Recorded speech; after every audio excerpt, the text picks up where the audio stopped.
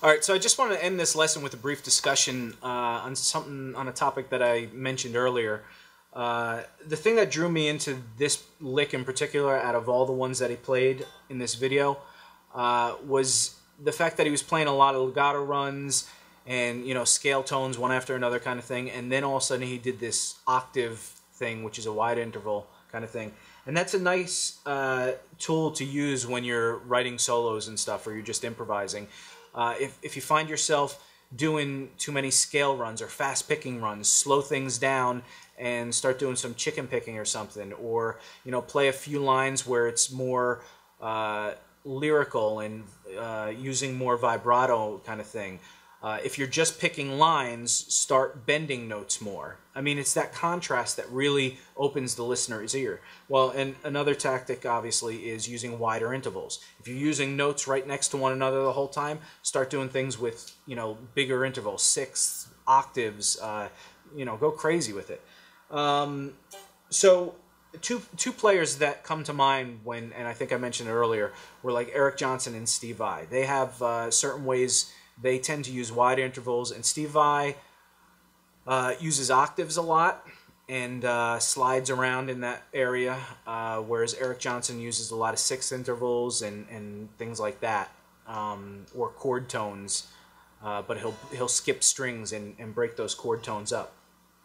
So I just wanted to show you a few little ideas that we're going to go into a few lessons on these guys eventually down the road. Because they have definitely, obviously, unique styles and they're pretty popular. So, anyway, the first line I'm going to show you is a Steve Vai lick, and it was off of, I believe it's called Liberty, off of Passion and Warfare. I think it's like the first song on the CD, and he does this thing where it's and it's just octaves, and it's, again, it's if you just hear me playing it there, you could think of it as 16th note kind of things, 1, 2, 3, 4, 1, 2, 3, 4, but it's really triplets, triplet, triplet, triple.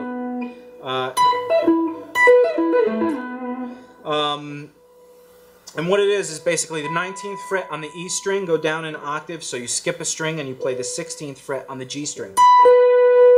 Then you play the 17th fret of the B string and you go down an octave to the 14th fret of the D string. So that's, and then you go back up to the 16th fret of the G string. So, and then the 12th fret of the A string to the 14th fret of the D string, and then you slide down to the 9th fret. And this could be all thought in the key of E. And then you land on that 5th. And another thing you could see in that lick is the fact that besides being octaves, it also has a 4th interval there. When it goes back up, it goes down an octave from that note, then it goes up a 5th, and up another 5th from here. And then when it slides down, it's sliding to a 4th of this note. So if you see all those intervals, and what you try and do in your own playing is start doing that with, again, say you know the E minor pentatonic and you're very familiar with that. You could start sliding around. That's just the pentatonic scale going down in octaves.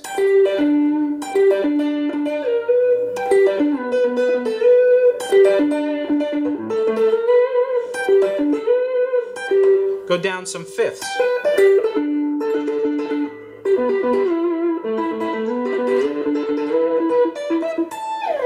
So there's a bunch of different things you can do. Just start incorporating these little ideas into your own playing, and just figure out patterns and shapes, and eventually they'll become just another little idea that you have to incorporate into your solos.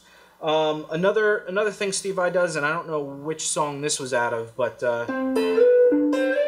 he did this thing where he did 6th intervals, and he basically went from the 10th fret of the D string to the 10th fret of the B string and slid up a whole step to the 12th fret on the B string. So it was,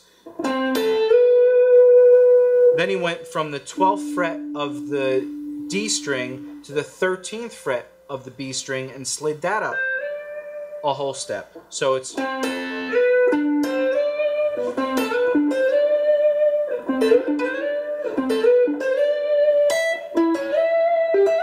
And you can do that everywhere. So that's just another interval idea that Steve Vai kind of did. I think there was one more that he did this little run somewhere where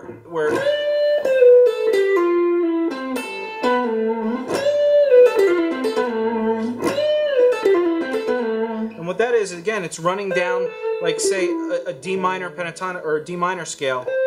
You bend up a whole step on the 13th fret. You bend back down, then you do a little legato run from the 13, 12 to the 10 on the B string. Then the 12 on the G string, pull off to the 10 on the G string and slide to the 9th fret. So that whole thing is... Then here's where the interval comes in. He goes to the 10th fret on the D string, and he goes up to the 10th fret on the B string. So it's...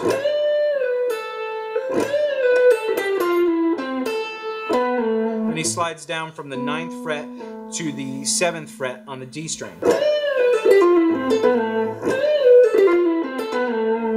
And it's just that little skip of interval in the middle of a scale run just really opens the lick up a little bit. And I think that was it. Oh no, there was one more that he, again, I don't know which song this was from, but he did this thing where he was the 12th fret, he was playing the 12th fret, the high E string, then the 12th fret down to the low E, which is a 2-octave drop, and then he slides down to the 10th fret. So it's an 8th note and then a 16th note, 16th note. So, and he just does that. It's like the strings are, he's going in with the notes. So the high E and the low E, then the B and the A, and the G and the D. And the top note is just a single 8th note. The bottom one is a 16th note slide from one note, the 12th fret to the 10th fret. Then he goes to the B string, 12th fret, A string, 12, slide to 10. Then the G note, 12th fret, G string, and then 12, slide to 10 on the D string. So it sounds... and it's just an interesting use of wide intervals. It just gives you another idea to use. And then the last one is the Eric Johnson kind of thing, where he'll take like an E minor chord, and he'll just play the root, the 5th, and the 3rd, the minor 3rd. So, but he arpeggiates it so that it's broken up, so you don't hear it all together. So you end up hearing.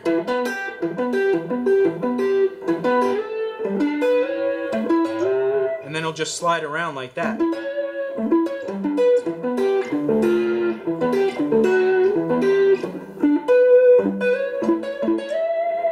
And it's, again, you're just breaking up, those are 6th intervals in there. After, the first is a 5th interval from the 7th fret of the A string to the 9th fret of the D string. That's a 5th interval. But then you have a 6th interval from the 9th fret of the D string to the 8th fret of the B string. And that just keeps going up.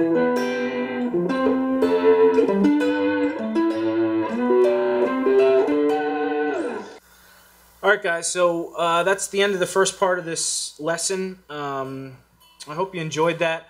I know we kind of got sidetracked talking about Steve Vai and Eric Johnson and all that, but I think it ties this all together. Again, I think the main thing that I heard in this lick that really piqued my interest was that wide interval thing after doing scale runs. So if you think of any ideas that you hear, any licks that you hear from certain players, sometimes you'll be listening to a solo and, you know, it may be cool, you may not like the whole thing, you know, it makes sense, it's great and everything, but then all of a sudden something piques your interest. A good thing to do is, you know, sit down and really analyze, why did that all of a sudden make my ear perk up? And a lot of times it's usually that contrast of something was going on for a while and then all of a sudden something out of the blue came out and you're like, man, that was amazing. And it wasn't so much that it was an amazing lick, but it was just something that broke up the monotony of what was being played before. So if you could keep that in mind with your own playing, a lot of times it'll make for a better solo, because then you'll be conscious of, okay, I played this for a while, now let's move on to this, and then it surprises the listener. So anyway, I hope you enjoyed that, and we'll move on to the second part of the lesson. Thanks.